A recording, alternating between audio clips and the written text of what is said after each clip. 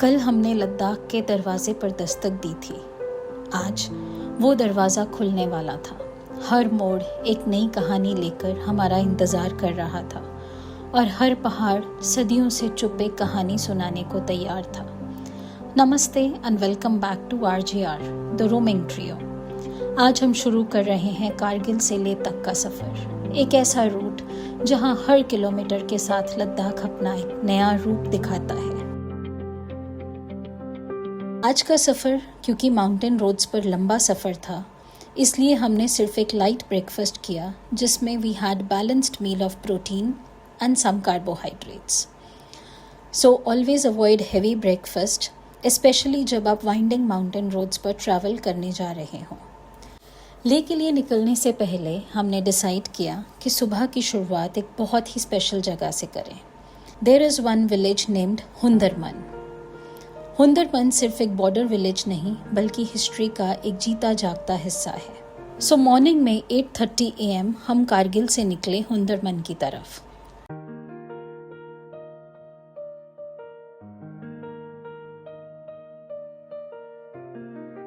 आज भी ये एरिया सिक्योरिटी के लिए बहुत सेंसिटिव माना जाता है, इसीलिए कुछ जगहों पर फोटोग्राफी एंड वीडियोग्राफी की परमिशन नहीं होती।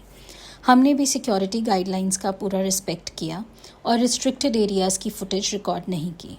और हम सभी ट्रैवलर्स से भी ये रिक्वेस्ट करेंगे कि लोकल गाइडलाइंस और सिक्योरिटी इंस्ट्रक्शंस का हमेशा ध्यान रखें। यहाँ का एक्सपीरियंस कैमरा से ज़्यादा दिल में महसूस होता है। यहाँ खड़े होकर सिर्फ माउंटेन्स ही नहीं बल्कि देश की सरहद के इतने करीब होने का एहसास भी होता है। शायद इसीलिए हुंदरमन सिर्फ एक डेस्टिनेशन नहीं, एक इमोशन बन गया। कुछ देर यहाँ बिताने के बाद हम वापस कारगिल लौट आए और अब शुरू हुआ कारगिल से लेह का वो सफ़र जिसके लिए हम कब से इंतज़ार कर रहे थे। By 10 AM we started from Kargil to Leh.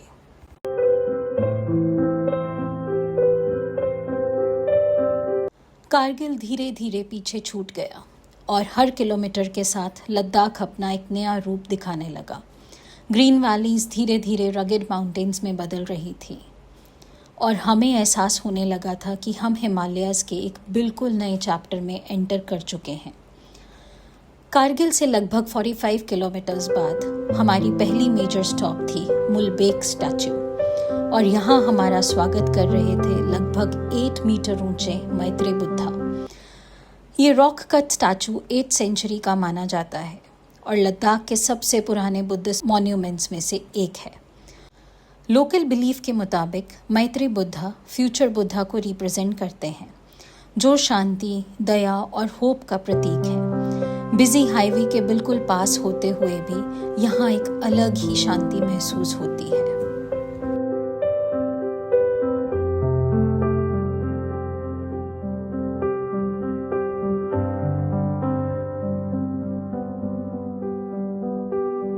Mulbekh से आगे बढ़ते ही रोड धीरे धीरे और ऊंचाई की तरफ बढ़ने लगी और अराउंड हाफ एन आवर के बाद हम पहुँचे एक पास पर जिसका नाम था नमीकला।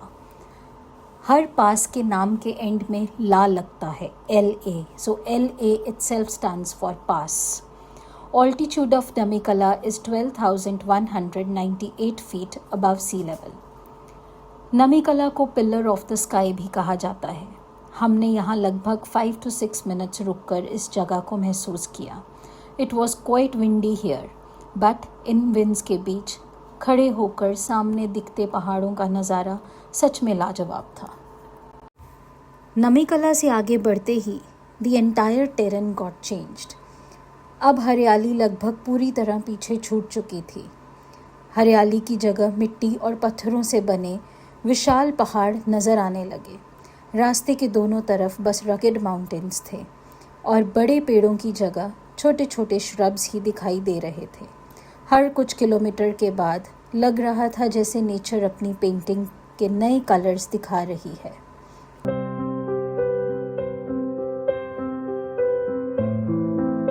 एंड नियरली आफ्टर 1 hour हम पहुंचे श्रीनगर लेह हाईवे के सबसे ऊंचे पॉइंट फोटुला पास पे।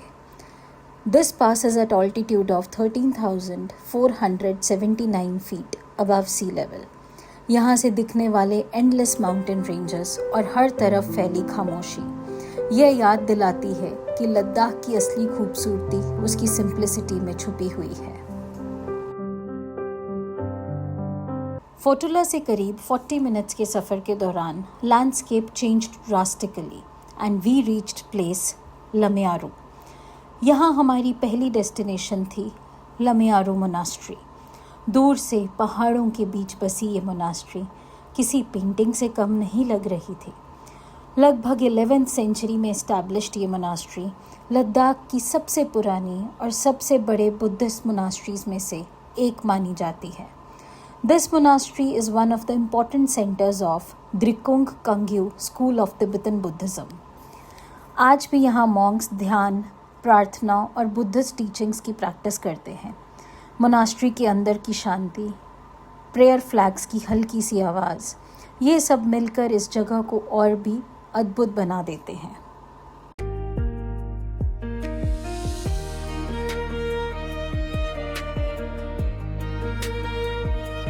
कभी कभी एक दरवाज़ा सिर्फ एक इमारत का नहीं होता, वो एक नई दुनिया का रास्ता खोलता है।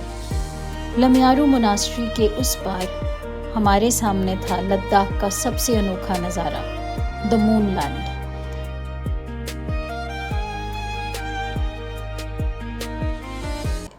हजारों सालों तक हवा और पानी के इरोजन ने इन मिट्टी के पहाड़ों को ये अनोखे शेप्स दिए हैं। सनलाइट के साथ इनका रंग भी बदलता रहता है और हर एंगल से ये लैंडस्केप बिल्कुल अलग नज़र आता है। ये लद्दाख के उन नज़ारों में से है जिन्हें कैमरा पूरी तरह कैप्चर ही नहीं कर पाता। मूनलैंड की खूबसूरती को महसूस करने के बाद now it was time to take lunch break.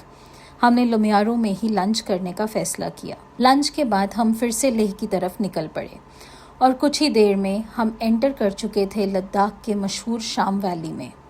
इस वैली को अक्सर एप्रिकॉट वैली ऑफ लद्दाख भी कहा जाता है। एक तरफ इंडस रिवर एंड दूसरी तरफ रंग बदलते पहाड़। हर मोड़ पर नज़ारा और भी खूबसूरत होता चला गया।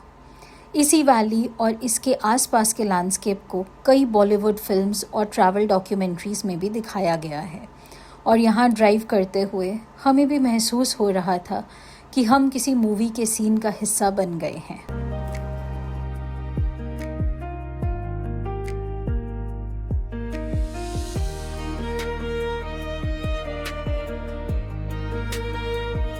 और इसी खूबसूरत वैली में हमारा अगला स्टॉप था एक ऐसा नज़ारा जहाँ दो rivers, Indus and Zanskar river, they meet each other.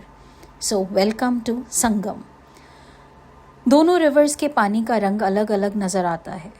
ये दोनों कुछ दूर तक साथ साथ बहते हैं और फिर धीरे धीरे एक हो जाते हैं। नेचर का ये नज़ारा हर बार देखने पर भी नया ही लगता है।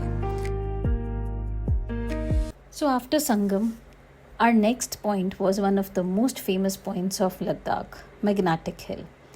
Magnetic Hill is famous for fascinating phenomena that appears to defy gravity.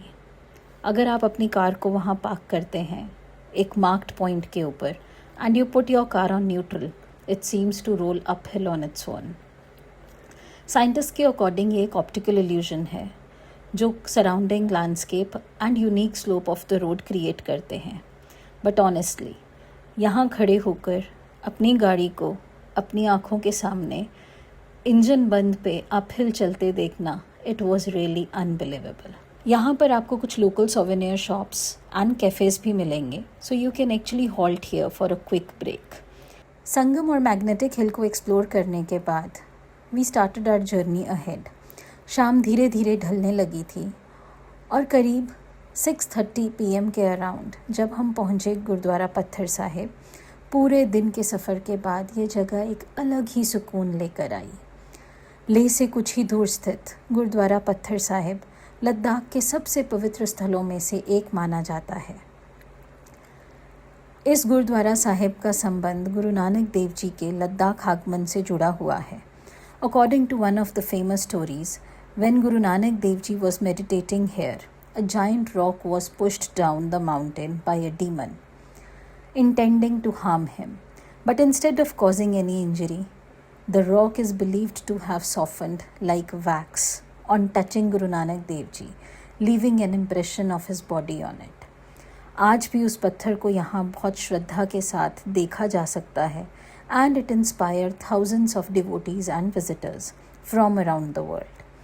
Whether you visit for faith, history or simply to experience its serenity, Gurdwara Patthar Sahib leaves every traveler with a sense of peace. शाम अब अपने रंग बिखेर रही थी और हम अपनी मंजिल के बिल्कुल करीब थे. फाइनली शाम के 7:45 PM के अराउंड हम अपने होटल ले पहुंच गए. पूरे दिन का सफ़र, it was around 220 kilometres that we travelled today. लेकिन हर किलोमीटर अपने साथ एक नई कहानी लेकर आया. If you are travelling Leh very first time through this route, so here is one important advice for you all. Leh का altitude around 11,562 feet above sea level है और बॉडी को इस हाइट पर एडजस्ट होने के लिए थोड़ा टाइम चाहिए होता है. इसलिए जिस दिन आप ले पहुंचते हैं उस दिन साइट सीइंग की प्लानिंग बिल्कुल मत कीजिए. You have to stay back at your hotel, drink plenty of water, avoid heavy physical activity और अगर आप किड्स के साथ ट्रैवल कर रहे हैं तो उन्हें भी रेस्ट करवाइए, which is very important for their health. थोड़ा सा पेशेंस और प्रॉपर एक्लेमेटाइजेशन आपके पूरे लद्दाख ट्रिप को और भी सेफ और इन्जॉयबल बना देता है. आज का सफ़र यहीं तक. कल से शुरू होगी ले की असली कहानी. हम एक्सप्लोर करेंगे इस खूबसूरत शहर को, उसके कल्चर, उसकी मोनास्ट्रीज और उन कहानियों को जो लद्दाख को इतना खास बनाती है. तब तक के लिए गुड नाइट फ्रॉम ले. तो RJR द रोमिंग ट्रियो के साथ जुड़े रहिए. मिलते हैं अगले एपिसोड में.